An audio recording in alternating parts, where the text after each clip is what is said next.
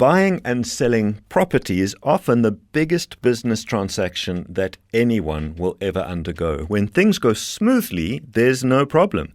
But it's when things become tricky, as they often do, that you want to make sure that the best possible advisors are on hand to help that process get back on track. And enter into the Talking Point studio this morning, STBB, the big small firm. I love that phrase. And Belinda Lewis is a director in the firm and has been practicing as a property attorney and conveyancer with STBB for over 22 years. She's based at the Claremont branch and specializes in property law. Belinda, good morning and welcome to the Talking Point studio. Morning, Mark. Thank you for having me. What does a conveyancer do? What is within the ambit of a property conveyancer?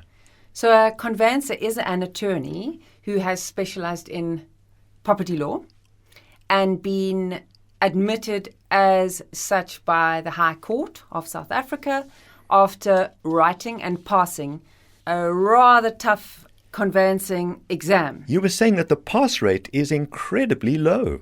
So last year, the pass rate in the Western Cape was 8.7%. Wow. Now, that almost seems like a barrier to entry and pretty shocking. But I think one can take comfort from the fact that there certainly is a very high standard that is being maintained if you want to be and practice as a conveyancer. After all, one is dealing with big financial transactions.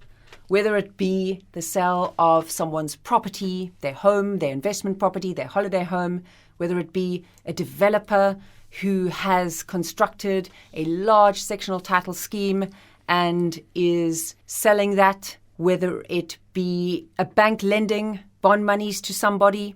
It's a big financial transaction, Mark, and I think it's important that the standard is kept high.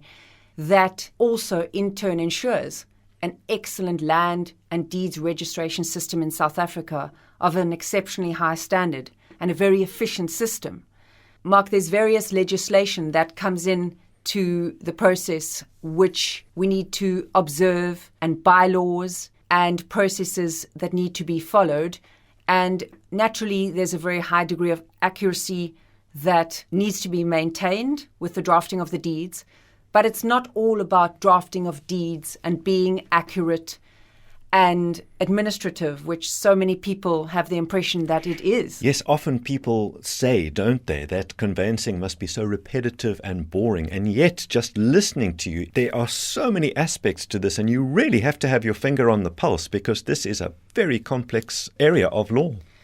So I have heard a number of times in my career, isn't it repetitive? Isn't it dull and boring? Don't you just work off precedents? Where does the law come into it? And as I read recently about the active and the passive role in a conveyancing process, the active role being the role that the paralegal who works on the matter performs, whether it be a junior or senior, and certainly a very important active administrative role, with a very good understanding of the processes and the laws in and around the transaction. And without them, we certainly would be up a creek because they take on a large part of the work, and there is a lot of work involved. But the passive role is there too, and that is for that conveyancer to, from the start, be involved like a watchdog and observe that each party is performing their contractual obligations and doing what they need to do. It's like a golden thread from the beginning to the end that you just have to ensure that each party is complying with their contractual obligations flowing from that agreement of sale. So you work hand in glove with your paralegal. And when things go wrong, Mark, and they definitely do, people are human. We deal with people. And I've heard before, death and divorce are stressful events. Well, so is moving. So is selling what is your biggest asset, arguably. It's a big financial transaction and it's a big move to make, practically speaking.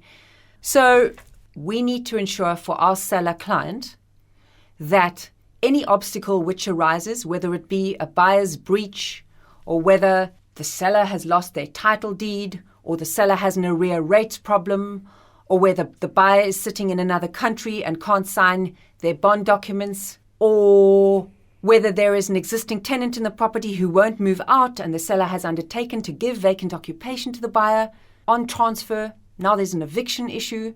We need to ensure that all those obstacles are overcome.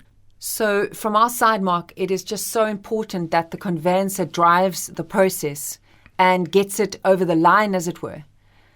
And if there are obstacles, gets over them as soon as possible, as reasonably possible in the circumstances, with minimal collateral damage. Obviously, no buyer wants to be put to terms. But if that's what it takes to get a buyer to comply with their obligations, then unfortunately that does need to happen, but not after repeated demand for the purchaser to do what they need to do. In essence, and I'm afraid in a nutshell, delays cost the seller and prejudice the seller financially. Every day lost where we don't register a transfer which was supposed to register on a given day is a loss for the seller in one way or another. I like the way you put it earlier to say that you, STBB, will be the golden thread through the process.